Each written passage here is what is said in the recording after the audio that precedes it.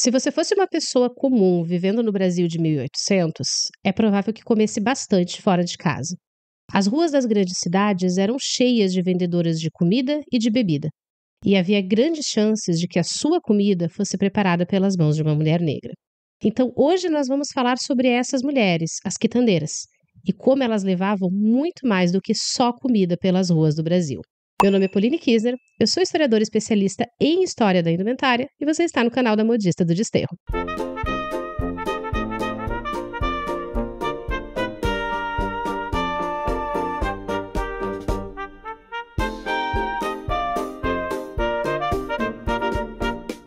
Quitandeiras ou negras de tabuleiro são uma figura onipresente na história do Brasil. 2 vezes ao dia, elas ocupavam as ruas das grandes cidades com seus quitutes que misturavam a herança indígena, portuguesa e africana. Comida barata que servia de alimento para gente pobre que passava mais tempo trabalhando do que em casa, mas que também enchia os olhos da classe média que circulava pelas ruas fazendo seus negócios.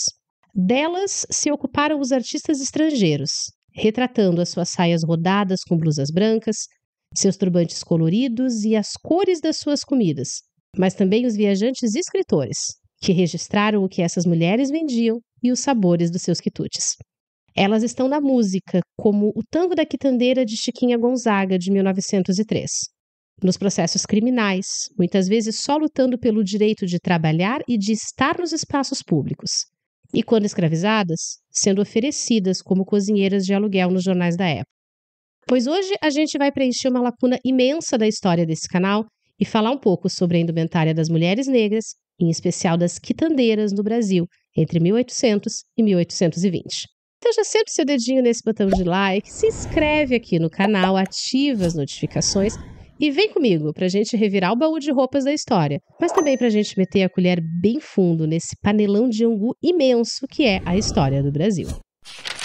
Os primeiros africanos escravizados desembarcaram na costa de Pernambuco entre 1539 e 1542 para trabalhar na produção de açúcar.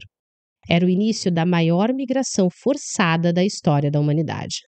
Nos 300 anos seguintes, centenas de milhares de pessoas seriam arrancadas de suas terras, atravessariam o Oceano Atlântico em navios criados com o único propósito de transportar o maior número de pessoas empilhadas no menor espaço possível.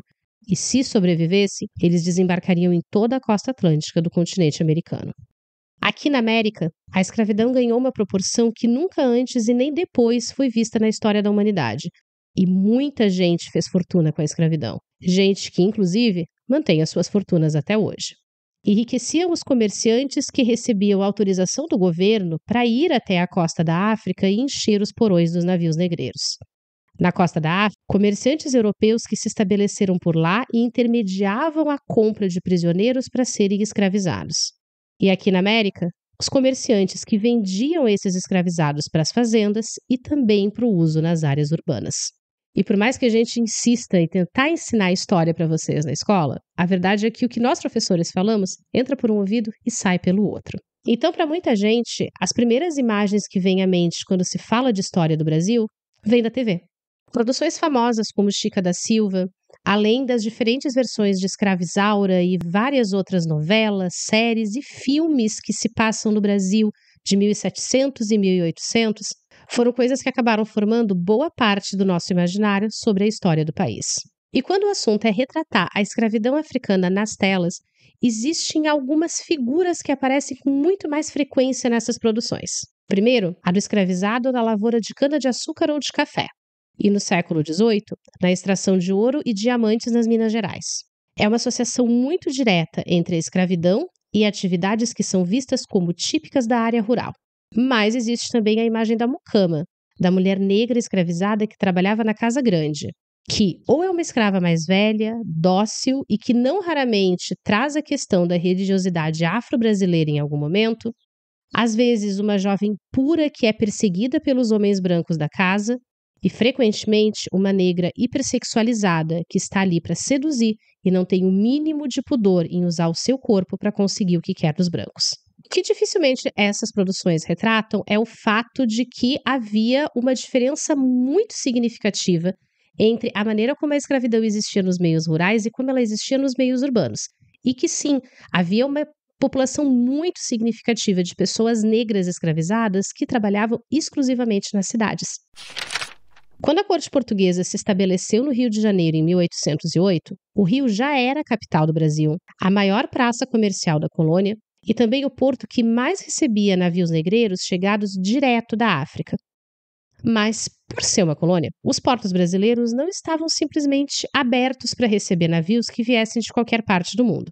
Não só Portugal, mas todas as potências europeias exerciam um controle muito grande sobre as suas colônias, por medo de que esses territórios tivessem suas riquezas roubadas pelas nações inimigas. Então, toda a mercadoria que entrava ou saía do Brasil só podia fazer isso em navios que navegavam sob a bandeira de Portugal. E viajantes estrangeiros precisavam de permissão oficial para aportar e desembarcar. Não que isso impedisse o contrabando aqui ou em qualquer outra colônia europeia na América, mas deixa abaixo. Só que em 1808, Dom João VI assinou um decreto que abria os portos brasileiros nas nações amigas de Portugal. A situação estava bem esquisita na Europa por conta das guerras napoleônicas. Então, basicamente, a liberação foi para navios ingleses no primeiro momento. Mas depois de 1815, essa permissão acabou se estendendo para outras nações europeias. E essa é a parte que nos interessa, porque é justamente nesse período que os viajantes estrangeiros, em especial os europeus, meio que descobriram o Brasil. Em todo o século XIX, nós recebemos muitos viajantes estrangeiros que não estavam exatamente a passeio, mas faziam parte de missões diplomáticas ou de missões científicas que estavam identificando e catalogando espécies de plantas e animais no mundo todo. E, para nossa sorte, essa galera adorava escrever e publicar os seus diários de viagem. E o negócio todo é que esse povo reparava em absolutamente tudo, em especial para aquelas coisas do dia a dia que já eram tão corriqueiras para quem morava na região que passavam batidas e nem chamavam mais a atenção. Como o fato de que 2 vezes ao dia as ruas das grandes cidades eram inundadas por um verdadeiro exército de vendedoras ambulantes, que alimentavam o povo que estava indo ou voltando do trabalho. Um dos viajantes mais famosos que a gente tem nessa época aqui no Brasil era um francês, Jean-Baptiste Debré. E com certeza vocês conhecem esse cara porque as aquarelas dele estão em todos os livros de história feitos nesse país e até em abertura de novela. E descrevendo o trabalho das quitandeiras, ele faz o seguinte comentário. As negras andam sempre vestidas com muito asseio e às vezes elegância. Nossos ambulantes raramente lhes chegam aos pés. Mas não se engane, meu amor, isso foi um elogio totalmente passivo-agressivo. Ou, como diziam as pessoas de antigamente, o famoso morde e assopra. Debré e outros viajantes não faziam o menor esforço para considerar o quanto a visão deles sobre os habitantes do Brasil era influenciada pela noção de superioridade europeia. Quando eles descreviam as quitandeiras, suas roupas coloridas e seu asseio, isso era sempre destacado como algo que existia apesar de elas serem mulheres negras. Porque o pensamento científico dessa época tinha plena convicção de que a humanidade estava toda dividida em uma escadinha de desenvolvimento intelectual, tecnológico, científico, filosófico e econômico. O europeu branco estava no alto, claro, que ele era o ícone, ele era a referência que todo mundo deveria querer seguir. E surpreendendo o total de 0 pessoas, na base dessa escada estavam os africanos. E quanto mais escura a pele da pessoa, menos intelectualmente capaz ela era considerada.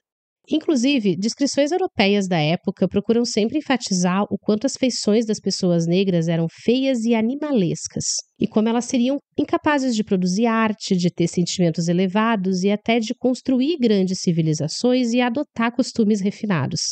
E aí é que esses viajantes deviam pirar, porque quando eles chegavam em cidades como o Rio de Janeiro, se deparavam com uma população de milhares de pessoas negras que tinham códigos de comportamento e de roupas totalmente próprios. E que aparentemente não estavam lá muito interessados nesse negócio de referencial de cultura europeia, porque eles já tinham desenvolvido uma cultura muito própria, resultado daquilo que eles e seus ancestrais trouxeram da África e das condições impostas pelo cativeiro. Uma das coisas que chocava os viajantes estrangeiros era a quantidade de pessoas negras nas ruas de cidades como Rio de Janeiro, Recife e Salvador. E como elas tinham uma relativa liberdade para se movimentar dentro da cidade. E isso tem tudo a ver com aquelas características muito específicas da escravidão urbana que a gente falou anteriormente. Muitas famílias de classe média investiam suas economias na compra de 1 ou 2 escravizados que acabavam ficando responsáveis por gerar toda a renda da casa. Porque uma coisa que você precisa saber sobre o Brasil do século XIX é que aqui, todo tipo de atividade manual acabava sendo considerada indigna e inferior e, por extensão, sendo associada diretamente às pessoas negras escravizadas. Então, os proprietários enviavam os seus cativos para aprender profissões específicas como sapateiro ou barbeiro, e depois alugavam ou vendiam esses escravizados, serviço que era anunciado nos jornais de grande circulação, como se fosse classificado de um objeto, exatamente como a gente vê nesse recorte de um jornal de 1848. Um outro arranjo muito comum era o dos negros a ganho, em que os proprietários mandavam esse escravizado para a rua procurar qualquer tipo de trabalho e estabeleciam o valor mínimo que ele tinha que trazer no fim do dia ou da semana. E não era incomum que o escravizado tivesse permissão para ficar com qualquer valor a mais obtido. Mas nem começa a achar que os proprietários de escravos faziam isso porque eles eram bonzinhos e tinham Deus no coração. Não, isso era uma maneira que eles tinham de escapar das garras da lei, porque com a chegada da família real portuguesa foi estabelecido que as despesas de alimentação e de mínima vestimenta decente e adequada para os escravos eram de responsabilidade dos proprietários.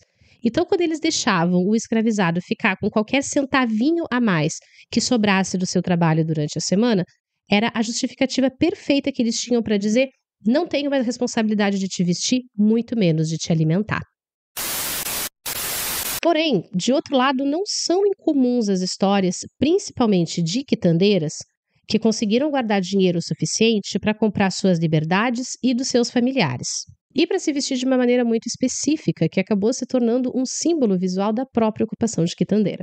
Tanto as fontes escritas quanto as fontes visuais registram uma série de elementos que realmente parecem ter sido comuns no traje das quitandeiras em diferentes regiões do Brasil. Uma camisa branca com decote amplo e mangas curtas, às vezes decorada com rendas, mas muitas vezes lisa. Uma saia rodada com anáguas engomadas ali embaixo, sendo lisa ou estampada. Os turbantes coloridos que protegiam os cabelos e também serviam para formar uma base mais estável para o transporte dos tabuleiros e dos balaios. Chinelas, no caso das mulheres que já fossem livres, e frequentemente um tipo de chale listrado usado sobre um dos ombros. E se você tem alguma noção sobre trajes de candomblé ou sobre a vestimenta das baianas de acarajé, provavelmente você deu um pulinho aí do outro lado enquanto eu ia descrevendo os itens dessa indumentária. E as imagens originais da época que eu mostrei podem ter bugado a sua cabeça, mas sim, pessoas escravizadas utilizavam vestimentas muito coloridas no Brasil. E para não dizer que isso é simplesmente invenção da cabeça dos pintores, deixa eu te mostrar alguns documentos originais do Rio de Janeiro dessa época que eu encontrei. Isso é uma página de jornal do Rio de Janeiro, original do século XIX. Esses jornais estão disponíveis para consulta pública e gratuita no site da Biblioteca Nacional. O link desse site e todas as referências da minha pesquisa estão aqui embaixo na descrição do vídeo.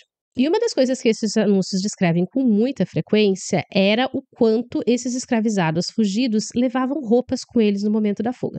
Mas mais do que só descrever quais peças de roupa foram levadas, esses anúncios acabam nos dando algumas descrições muito detalhadas sobre as estampas, sobre as cores e até sobre o estado de conservação geral das peças no momento da fuga. Como Maria, que fugiu com seu vestido de chita azul desbotada no Rio de Janeiro em 1860. Ou Francisca, que fugiu em São Paulo em 1873, levando um chale de xadrez pardo, vestido branco e um vestido roxo usado. Parte dessas roupas pertenciam aos senhores e eram vendidas pelos fugitivos para fazer dinheiro rápido para auxiliar na fuga. Mas cruzando com outras fontes da época, como registros de compra e de venda de tecidos e inventários post-mortem de mulheres negras livres, a gente consegue facilmente perceber como sim, as roupas das pessoas negras eram bastante coloridas. Azul é uma cor muito frequente, tanto na forma de baeta, que é um tecido de lã, como na forma de tecidos listrados feitos de algodão. Também aparece a ganga azul, como nesse anúncio do Rio de Janeiro de 1821, que nada mais é do que aquilo que hoje é conhecido como sarja, brim, denim ou jeans. Não, gente, não foi a Levi's que criou o tecido que a gente conhece como jeans, mas eu vou falar sobre isso num outro vídeo.